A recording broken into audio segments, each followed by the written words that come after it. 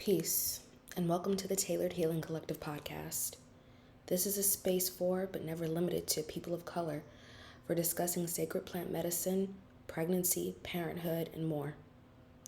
You know, there's such a stigma on who can open the floor for conversation on these topics that are viewed as taboo or even inappropriate. This fact alone has made so many become fearful of the very thing that could help us rebuild families, create our own businesses, and most importantly, trust our role in this world as future ancestors. So wherever you are, take a cleansing breath and do your best to listen with an open mind, heart, and spirit, and let love lead the way. I'm your host, Taylor. Hello. If you are tuning in, thank you for coming to listen to the Tailored Healing Collective podcast today. I am in a very high but calm energy today as I am officially 39 weeks pregnant with my second child. I discussed a little bit on the first episode about my own personal journey with plant medicine, pregnancy, and how everything's been affecting me. Today I wanted to talk about what fear is and how it shows up in both childbirth and plant medicine. So I'll give you all a little rundown. My first experiences with plant medicine. I think we should start off with cannabis. Cannabis is, for most people, a starter plant medicine that they work with. It's one of those beginner entrances you kind of take into that world, especially if you happen to proceed a little bit farther than that on your journey. And I don't think I really knew what to expect the first time. I was with my friends. This was post-high school graduation. We were in the back of a car with a random friend and his older brother and did not know what we were doing at all. We were just, exploring, having a good time. But I will say there was a certain level of fear that came with it. But I think when you're younger, that fear and excitement is a little bit of a buildup. It's like, oh, I want to see what this is going to be like, but I'm scared. What will my parents think? What will the people around me think? Am I going to get so stoned that, I end up like one of those commercials where where your brain is cracked open like an egg? Like, this is your brain on drugs. And that initial buildup in your head of all these things that you think are going to happen, a good majority of them don't, as we all know. Everybody experiences it a little bit different, I believe, but it's never quite as bad or dramatic as you think it is. Half the time, the things we work up in our head are like a TV show. They're very dramatized. It's not real. You really just kind of either enjoy yourself or you're kind of having this out-of-body experience, I'll say. So my first time, I obviously did not hit the blunt right because I remember, taking a hit, holding it in my mouth and letting it right back out. But we were also in a car and we were hotboxing. So, something got to my head eventually. My best friend, which I know she'll be listening to this, she was actually the one who got the most elevated out of all three of us who were trying for the first time in the car. And I remember going into a Walmart afterwards and her eyes were bloodshot red. And I'm like, wow, I want to be where she's at. But that fear, I think, that I had about what I would experience, it never manifested. It was like, of course, I'm afraid of what my parents were thinking at the time and coming back in the house smelling like cannabis. And you're like, oh God, what are they going to say? They're going to ground me for life and, all of these things. But of course, none of that happened. Now, let me tie in my first experiences in childbirth. I had planned for a natural birth. I was excited. I was someone who supported a more natural lifestyle. One that I was hoping would not involve the use of an epidural, Pitocin, any of the things that they give you in the hospital. And there was a situation that has kind of been a battle for me to talk about, but I have talked about publicly before, where I had a doula, and this was in 2020, so quarantine had just happened for most of us. Not most of us, all of us, and we were in the house a lot, so I ended up getting a doula who I was working with virtually. Me and my partner were not in our home. We had gone and traveled up to where my family lives for a baby shower. And this was the same weekend that COVID was announced. So we were working with this doula, and I didn't do my research. I kind of had like an idea of what a doula was supposed to be, but what happened was not what was supposed to happen. I'm sure everyone wants a little bit more detail than that, and I've posted it in a few other stories, but today what I want to focus on is the idea of fear. So to make a long story short, this was Mother's Day 2020. I was under the impression that I was possibly going into labor, and me and my partner and a couple members of my family went over to the doula's house, who had agreed to allow us to free birth in her home. And it was an apartment complex. It was not a house. And that's important to the story because it was one of the many factors that kind of ended up affecting like my mindset and where I was with the situation. So to proceed with that, I wanted my baby out at the time. And I was doing any and everything I could to make him come out. But that's not how it works. You know, when we want something in life, whenever we want to move forward with something that we want, you cannot rush the process. So because I rushed it so much, we got to a point where this particular doula, and I'm not naming names for a reason, I'm not naming services or names, this is just about the story. We had gotten so far into this process that at one point she told my partner and I that she was guesstimating that I was about 6 to 7 centimeters dilated by the sound of my moans. That didn't happen, you guys. I was not dilated at all. And leaving her house, we went back home, and my family, who did not really agree with a natural birth in the first place, kind of started with the fear mongering, and not on purpose because I know they care about me, but it's kind of, the tendency, especially when you're not used to something like natural birth. And it started off with my mom kind of freaking out. Then my aunt was freaking out. Then we called a friend of mine whose mother was an OBGYN, and she was freaking out, mostly just because of, the misinformation from the doula, the harm and danger it could have put my baby in. Fully understood, fully aware. So we go into the hospital and they tell me, "You're not dilated at all." Imagine me and my partner looking at each other and we're told by someone, and this is, us being naive to the situation, but telling us that we're not even dilated, and she told us about 6 to 7 centimeters. Obviously, now that I have a much better understanding of what labor can look like, even though I have not gone into my second labor myself, that's absolutely not true. If I was 6 or 7 centimeters, there would have been a lot more going on at the time. So the situation escalated into, well, you're here, so do you just want to get induced since you're already at 40 weeks? I didn't know what to do. I didn't know what to say. I just felt like at the time, with everyone so worried and telling me, oh, the baby might be hurt or his heart rate may be decreasing or any of all these things that probably weren't even going on at the time, I kind of fed into it. And I was like, oh, well, we're not at home and I need to see a doctor now. And, I took that fear and it washed over my entire body, because I could see the look and the sounds in my mom's face and my other family member's face. My partner didn't know what to do, and fear just really took over.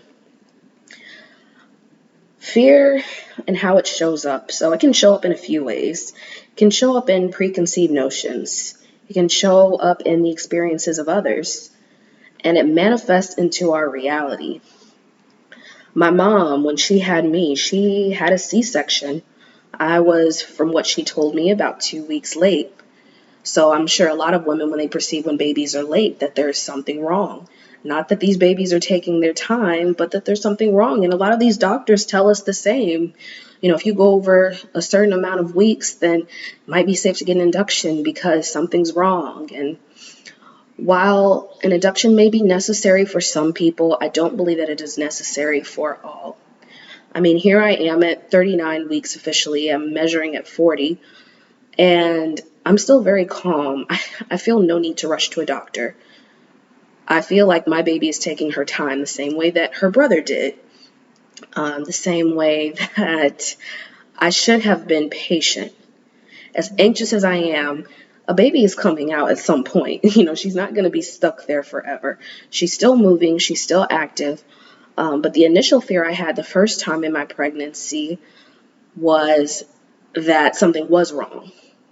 Not that my baby was safe or calm, but this fear that I manifested in my head, the fear of hearing my mom's situation, hearing other women around me and the things that had happened to them. It was scary for me because I was like, oh God, what if that happens to me? What if that's my situation? And it wasn't. So I was letting somebody else's fear take over. I was letting somebody else's situation take over. Yeah, it was really, really tragic in the ways that I let it happen, but I had to learn. So let's go back to plant medicine.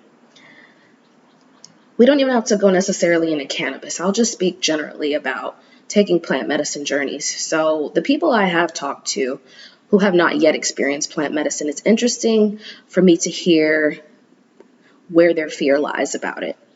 Not because I'm judging at all, because I was once that person who was very uninformed, uneducated, inexperienced on the things that were going on within my body and within my mind. But I just really wanted to know, like, where does this happen? Where does this fear originate?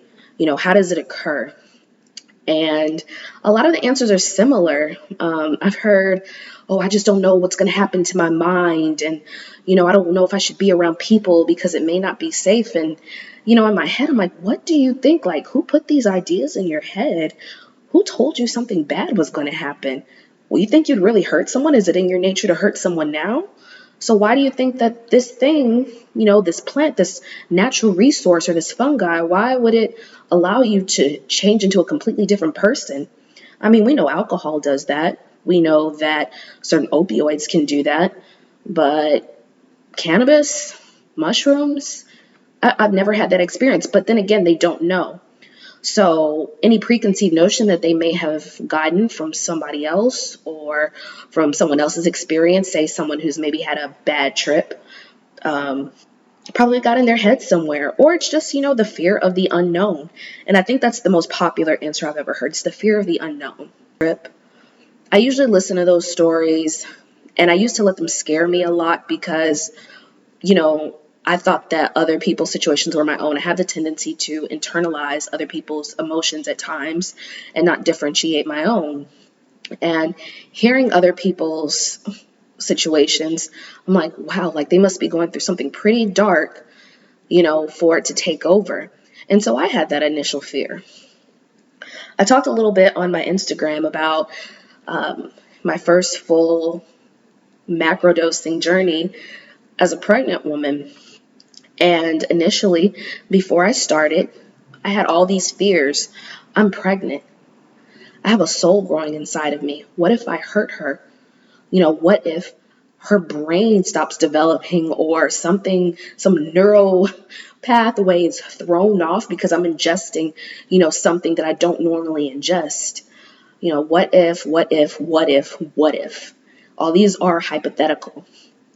And I've been so vocal on social media lately talking about my relationship with plant medicine that I know a lot of people have questions. I think almost sometimes some people are watching me.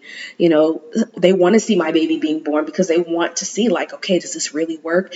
And honestly, you can't always look at everybody's situation and say, oh, it worked for her, so it might work for me, because what I experience may not be what you experience. But I will tell you, fear has played a lot in my life where I have two choices. I can allow it to take over my own situation, or I can release it and realize that fear isn't mine. It doesn't exist. It's something that I've created in my mind kind of as a safety bubble. Fear only, I think it can make us feel safe sometimes, Being fearful is like a shield. It's like, okay, it's that fight or flight. If I have this fear, this wall up, then I already have an idea of what's going to happen to me. I talked with my best friend this morning because I asked her, I was present for the birth of her first child, and I asked her at what point she felt like she needed an epidural. I asked her, were you in like a serious amount of pain where you're like, okay, I need this right now? And she said no. It was her preparing in her mind for something bad to happen. And I think that's what happens with a lot of us. We think that plant medicine or birth, whether you're a birthing person or not, we can just bring plant medicine to it as well. We have this fear that something awful is going to happen to us. Not that we're going to become more of ourselves, but that in some way we will become less of ourselves. And a lot of people are afraid to lose themselves. But, and this is probably going to sound real cliche and hippie, in losing yourself, you find yourself. Because you realize nothing was ever lost in the first place. Everything that occurs in your brain when it's activated to this level is already in your head, whether it's a preconceived notion, like I mentioned earlier, or it's something you just created yourself. Nobody is putting this in your head. And I know there's a lot of philosophers out here who will speak about, subconscious thoughts and patterns, but we were spirits long before we came onto this planet. We we were matter, we were spirits, we were ancestors, we were gods, we were all of these things. But, time has evolved and we've changed, and we're not necessarily the same right now. When you forget who you are, it's very easy to let another entity, another body, another feeling take over ultimately. And in that, you hold on to that fear very tightly, because that fear is like your safety net, because you think you know what's going to happen, but you never really do.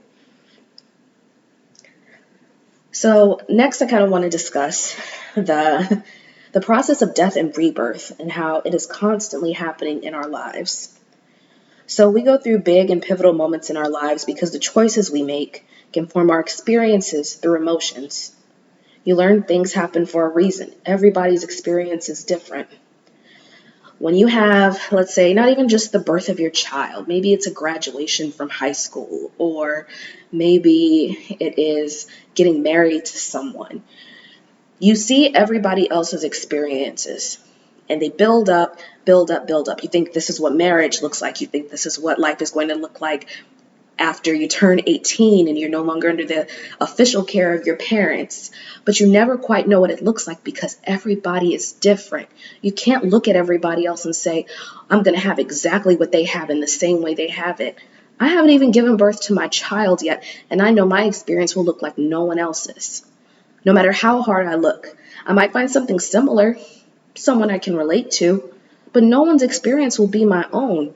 Only I can tell you every emotion that I felt, every fear that I had, every hesitation, every resistance, like everything that I felt is specific to me and my experiences. So with death and rebirth, you have to allow things to die for something to come.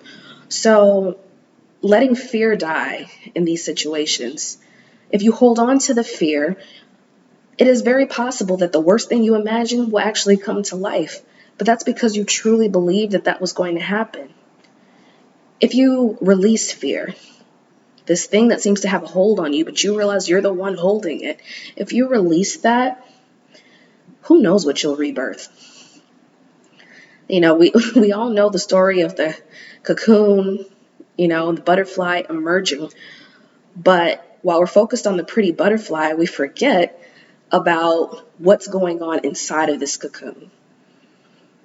What darkness you're experiencing, what doubts and fears, the process of shedding and growing in order to become this new person.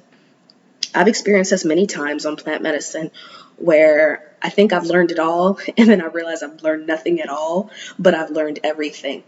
And it's a constant process. It never stops. And it doesn't just stop after you consume the medicine, just like it won't stop after birth. That's why I think even people who have more than one child, every experience they have with plant medicine is very unique to the situation at the time, but it is never quite the same.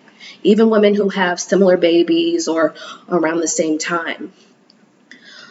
So looking at these both, death and rebirth, fear and trust, all of these things, they come together to teach us the cycle of life. You have to let things go in order for new things to come. You have to set intentions to let these things go. They don't just happen and go away. You don't just magically turn into the person that you want to be. You don't just become instant billionaire overnight or a mother, anything like that. These things are a process of development. Letting go of resistance, letting go of fear. And even if you don't let it go, somehow the universe is going to let it go for you. Sometimes in ways you won't like, sometimes in ways that you will. It really just depends on you. So when I say setting intentions, this can be an intention process going on for months. It can happen the day before. It can happen the day of. Whenever your mind decides to say, I'm going to let this go. I'm going to trust myself. It's going to kick in.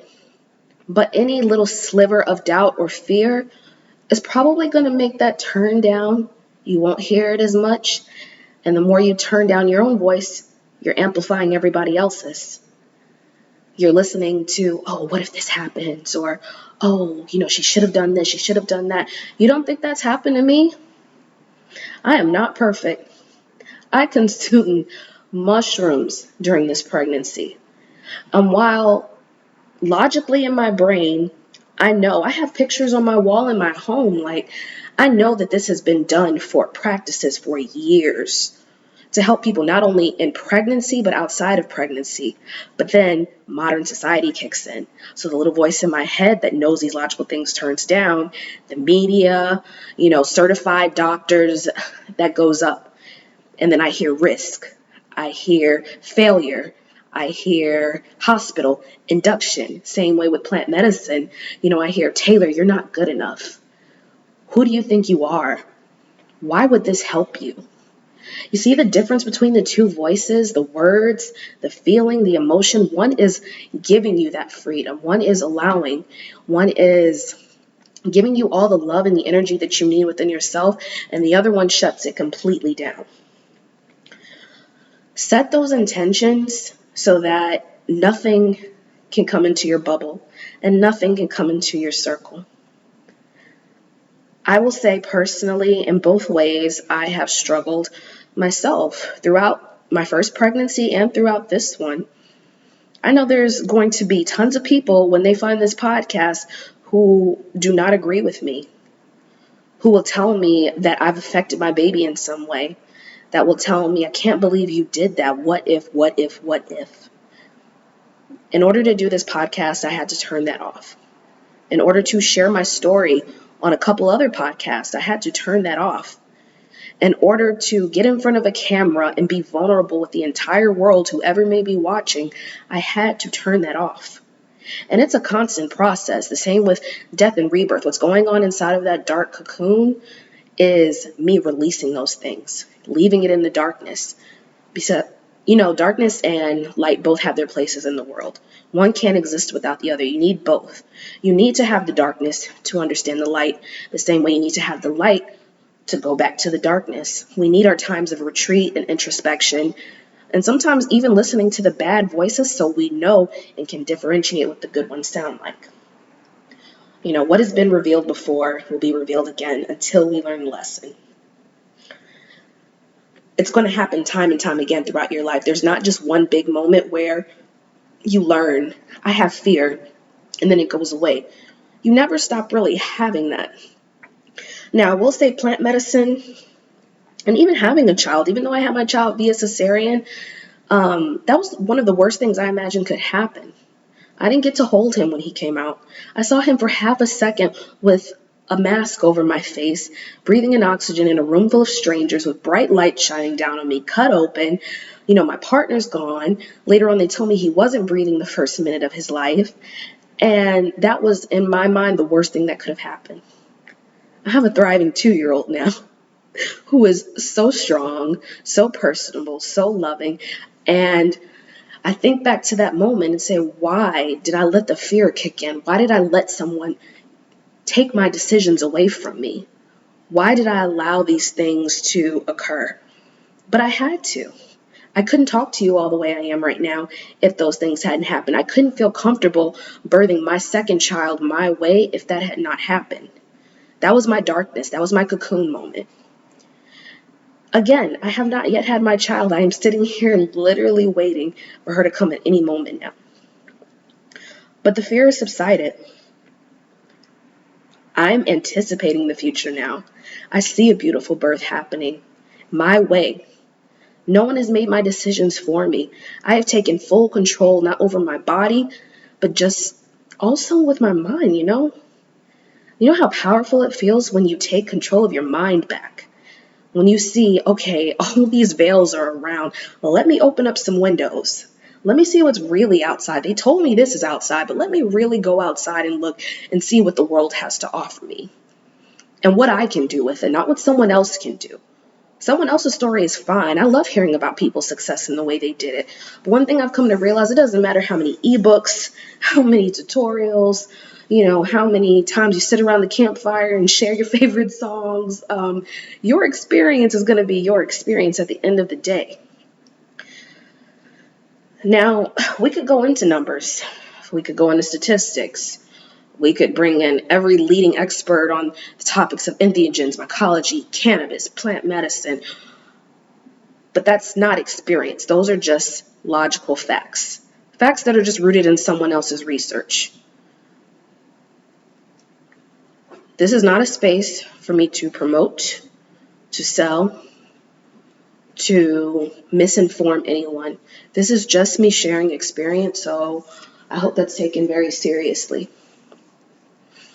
I resisted talking about a lot of this, mostly because I thought that I would not sound smart enough or be taken seriously enough.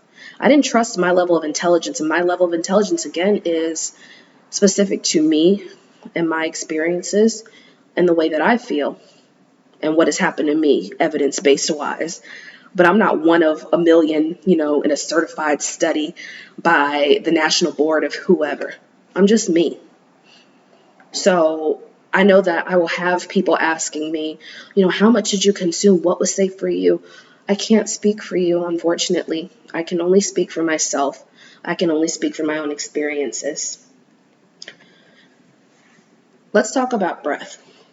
How important our breath is, and how when we follow it, we listen to it. We build up the emotions surrounding it. Our breath can activate altered states of consciousness. One of the breathing exercises me and my doula have been discussing lately is the square. I don't know if that's like the correct name for it, but you basically are breathing in the shape of a square. You're inhaling up, counting to 4, breathing out 4, and you repeat the process over and over. I'm probably not explaining that perfectly, but if you look it up, you'll understand. And during this exercise, the main thing on my mind, or not even in my mind, but in my body that I felt was resistance. I wasn't allowing myself to breathe because the first thing I thought was, what if I can't hold my breath for that long? And then when I let that go, it just happened naturally. And then after that, I no longer had to count as hard, like, okay, 1, 2, 3, 4, count like this, breathe like this. It was natural. And that's kind of what I am hoping for. Not kind of, it is. What I'm hoping for in childbirth. What I'm manifesting during that time is not to count a bunch of numbers or do somebody else's visual exercises, but to release the resistance of thinking I have to do things in other people's way. That helps me release fear.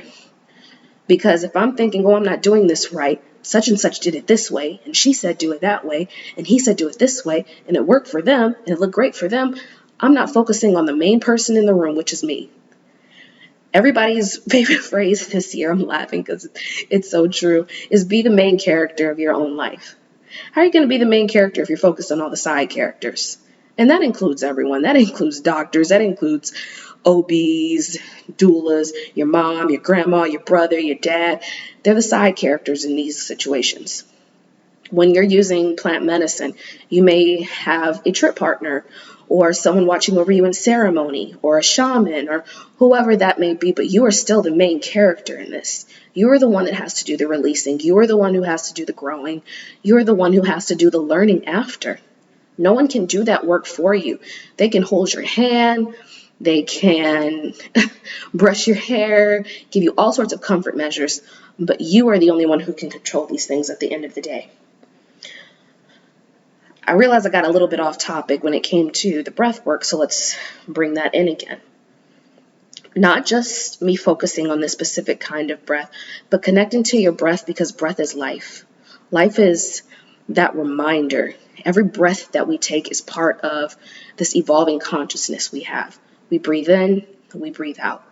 We have the oxygen, the grass, the trees, whatever it is that's surrounding us, entering our body, that has that connectedness feeling. When we don't feel connected, our breathing gets rapid and anxious, and we're not really paying attention to the important thing in the room. We're like, what if, what if, what if? And I'm going to keep saying that because that what if is the very thing that held me back the first time. What if, what if, what if? Could say the same thing. What if my daughter comes right this second as I'm recording the podcast? What if she comes a week and a half from now? What if I had to go to the hospital? I'm not thinking like that. I can't think like that. And that's not something that's perfected overnight. This is something I'm still working at every second of the day. And you have to. It's a muscle. It's muscle memory.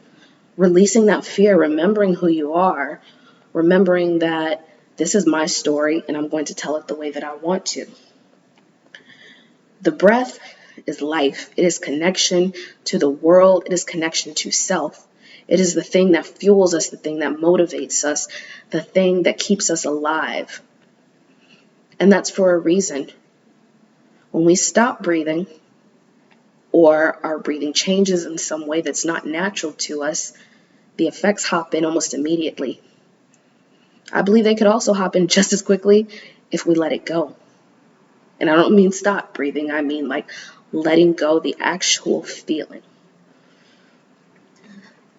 The buildup of fear is usually worse than what actually happens. And I said that earlier, but I'm just going to repeat it a few times for good measure. The buildup of fear is usually worse than what actually happens. The buildup of fear is usually worse than what actually happens. Last time. The buildup of fear is usually worse than what actually happens. So let's talk about what I'm looking forward to for future plant medicine journeys and childbirth. I am most looking forward to implementing the lessons we learn in everyday life when we're forced to part with the old versions of ourselves and previous decisions we made. When I took that mushroom trip, I was forced to release the version of myself that thought something bad was going to happen. The part of me that would have never done that died because she automatically shifted into another reality, the reality where she became an advocate for plant medicine, for mothers who look like her, for mothers who don't look like her, for people who are seeking medicine, who are seeking healing, who are seeking wisdom and growth. In birth, when I give birth to this baby, I'm going to have to part ways with the version of myself that gave in to the doctors and the hospital and my mother and my aunt and my doula and the OBGYN and my fear of the unknown. She has to die in order for the new version of myself, who is going to be a mother of 2, for her to thrive and move on. They can't walk the path at the same time. I have to leave one behind. And it's the same for anyone. Whether you're on a plant medicine journey, whether you're pregnant and having a baby, whether you're just entering a new phase of your life, you have to part ways with that old version of yourself. You can't take him, her, them, they along with you. They have to remain separate. They're separate for a reason. There's no staying in one place without the growth, without the learning. You don't leave the lessons behind. The lessons will always come with you. And you're going to have to keep redoing it over and over and over again. But that's the beautiful death rebirth process I've been talking about. Letting go in order to let the new in. And it's such a cliche, but we fight the past so hard. And it's not even the past that's trying to stay with us. We're trying to keep the past with us. Trust me, I'm nostalgic. I'm nostalgic as I don't know what. I love thinking of memories. But my thing is, the memories have to stay where they are. I cannot always bring them with me. I can look at a photo book. I can listen to an old version of myself. but she cannot exist in the same realm as I do now. She can't. The same way, like when you're accessing your inner child, your inner teenager, that baby, that kid, that little person, they're still there, but they have to live in you through the future version of yourself. You have to remember who you were before in order to live in who you are now. And it doesn't mean that they cannot coexist. They just can't coexist on the same timeline. I can be the funny, outgoing version of myself who was not scared to speak in front of people, not afraid to notoriously make my own decisions loud and proud. I can take that version, but she has to exist in this adult body. She has to make decisions. She has to build her platform, her life, or just live simply as a spirit. And that's part of my lesson. That's part of my journey. And I believe that applies to many people. That may be part of your journey to move forward, to move on, to take this version of yourself and spread the best parts of them around. Keep that for yourself, but then leave the hurt and the pain behind. Acknowledge it. Access it for learning when you need to, but still leave it in the books where it belongs. It doesn't belong here with you anymore. As far as childbirth, I'm so looking forward to holding my baby. I did not get to hold my son when he was born until the night, not even the night that I met him, the next day. Imagine carrying a human in your body for 10 years and all you get to do is look at them for 2 seconds. That was hard. I am looking forward to holding this person who I've been connecting with on a mental and intuitive level. I look forward to seeing the look on my husband's face and my son's face. I look forward to being in the place that I want to be giving birth. To feel every emotion that I want to feel, to get all these things and take all these things back that I released to someone else or something else the first time. So, this episode is not to, again, persuade, sell, or promote anything. No illegal substances, nothing. Just to share my personal experience. And one thing I do want to leave everybody with today is to think about the things you fear. Maybe even make a list of the things you fear. And then after you make a list, write on the side the reasons that you fear them. Do the reasons outweigh the actual thing? Would they stop you from doing them or moving forward, or are you just scared? And also, why? Why are you scared of these things?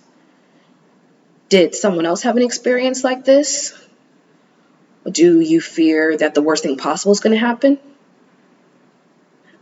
And if so, what if it doesn't? What if the best thing happens? What if the most wonderful thing happens? What if you have one of the best memories in your life because you chose to release fear? I want to thank you all so much for listening today. I'm excited that I could actually record this episode before I go into labor. I've kind of been putting it off because I've been so exhausted and just honoring my body and my space for the past couple of weeks now. But I think it's important, and I am going to follow up with a part 2 after I have her. I don't know if it'll be the next episode, might be the one after that. But it was important for me to express this today because I'm so close to going into labor and birthing my child. And I think that, again, this can apply to mothers, this can apply to birthing people, this can apply to someone who's afraid to try plant medicine. And I'm not encouraging you to. I'm just saying if you were ever on that path, this could help you. The fear has to also exist in order for us to release, or else we'd be releasing nothing. So let fear be a good thing. Let it work in your favor. But also remember, the same way with the old version, you have to leave it behind. It can't come with you. It's not real. It is something you've most likely created in your head. And when you see that, you become more in control, you become more in power, and you start owning that. So, this is the Tailored Healing Collective podcast. Today, I am going to leave you with a song from an EP of affirmations that I recorded last year. Cosmic Affirmations, Healing and Sounds. It is available on Spotify and Apple Music and several other platforms. I will link in the story. and I hope you enjoy it. It's called Abundance. So again, this is the Taylor Healing Podcast Collective, and I will talk to you all soon. Peace.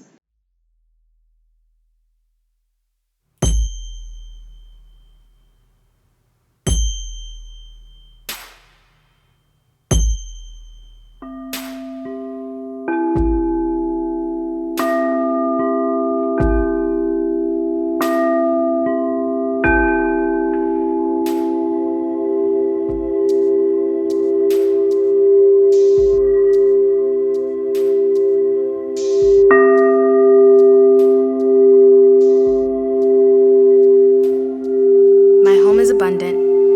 I am at home. My soul is rich. I am wealthy.